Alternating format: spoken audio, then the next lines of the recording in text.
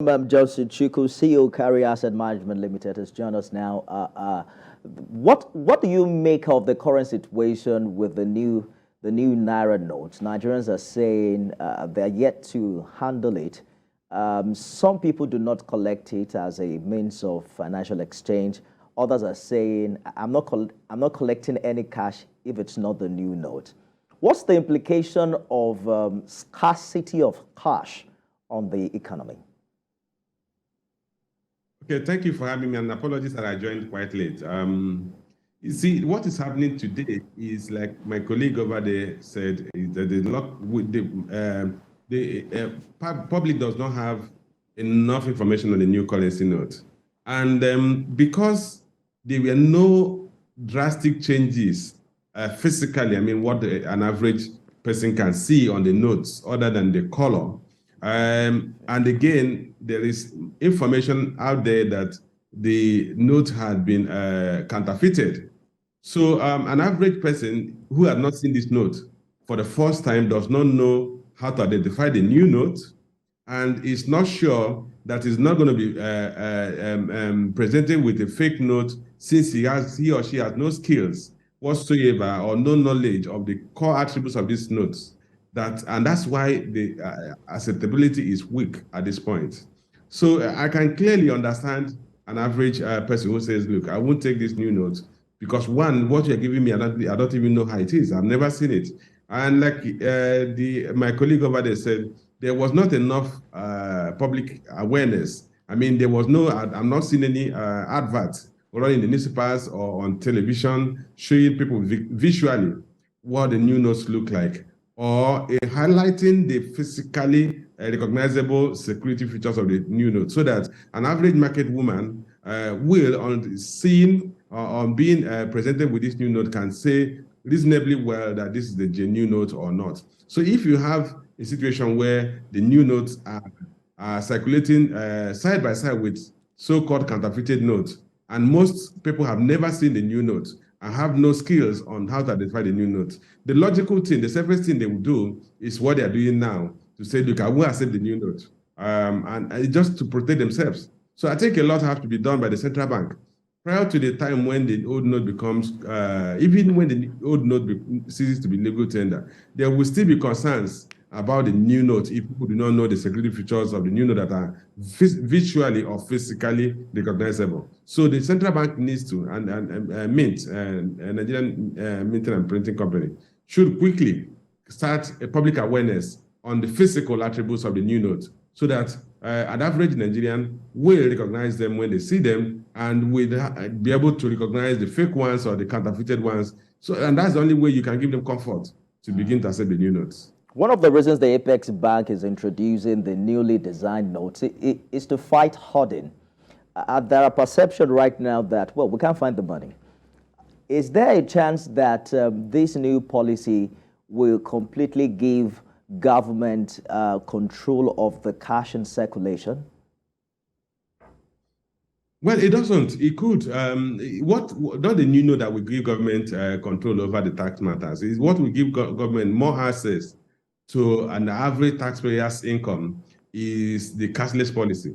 You see, if you are doing all your transaction through the banking system, what happens is that with your BVN, the tax authority can easily sum up your total revenue or total receipts over a period of time, and can use that to give you what they call a best of judgment in case you don't file your tax returns.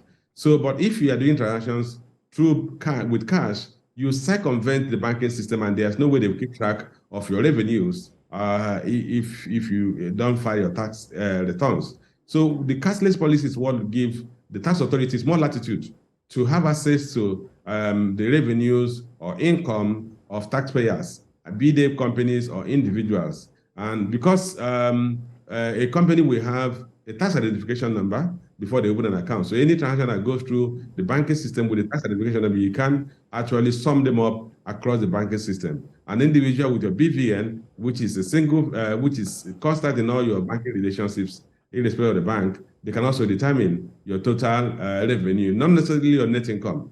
And then when they impose this base of judgment tax on you, you will now be compelled to file your tax returns or to submit your actual net income and expenditure, and arrive at net income that is taxable. So that's what we give them the latitude, not necessarily the new naira notes. It's just the fact that the limit to what you can do in transactions you can do with cash has been highly restricted, and therefore most people will have to pass their transactions to the banking system. What's your ratings of the current transparency with the bank charges? Because that's also the biggest fear why people don't want to put their monies in the bank and make transaction between banks. But now that the cash is not going to be as readily available as it used to, what can we do now to ensure that people are not just completely being ripped off? No, come again. What can we do to ensure that people are not ripped off through these bank charges, these numerous bank charges?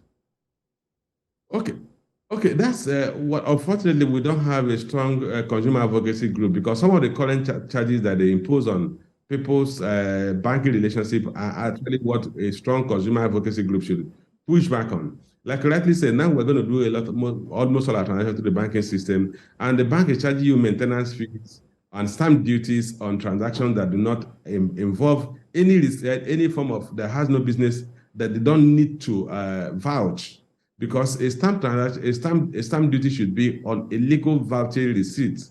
So if people are paying any money into the account, they are taking 15 naira on each transaction, and sometimes they are not even income; they are just transaction costs, and then you are imposing taxes on them. So it's actually be a problem that a consumer advocacy group should push for. The rate at which we pay charges to banks and to government, because the stamp duty is paid to government, maintenance fee is paid to the banks, and then the banks, central bank at some point said where they're taking away COT, cost of turnover, cost on turnover, and then they are replacing it with maintenance fee, and they impose same rate on those maintenance fees that they were supposed to have waived from the COT, because progressively what we saw a couple of years back is that the central bank insisted on a progressive and gradual reduction in the cost of turnover, COT.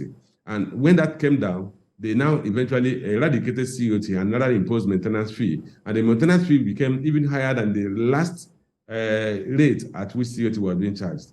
But most importantly, the issue of imposing stamp duties on banking transactions, VAT on banking transactions, are inimical to good business operation, because low-ticket transactions end up eroding their capital from taxes. I know if you go to a place like the lounge in local airports, and they charge you 3,000 naira, and you want to pay them with POS or any of the online payment, they insist on charging you for the commission they will pay. And I tell them, look, you can't charge me a commission. That's your operating cost. And they're saying, look, if we take this cost, then we are running at a loss. And that's what is killing some of the SMEs. So I think a strong consumer advocacy group should push, particularly for SMEs, that we are imposing unnecessary financial charges. And when you are pushing for financial inclusion, the best you do is pull back on those charges and allow I hear you, Mr. Chukwu. Unfortunately, that's how much time we have. But if you can do it in 30 seconds, are you optimistic that this is going to deal with vote buying come February 2023? Yes, I believe that consumer advocacy groups should push back on some of the charges. If the central bank is pushing for a financial inclusion, enhanced financial inclusion, it should also be willing to reduce charges and compensate for it with a larger volume that it's going to attract.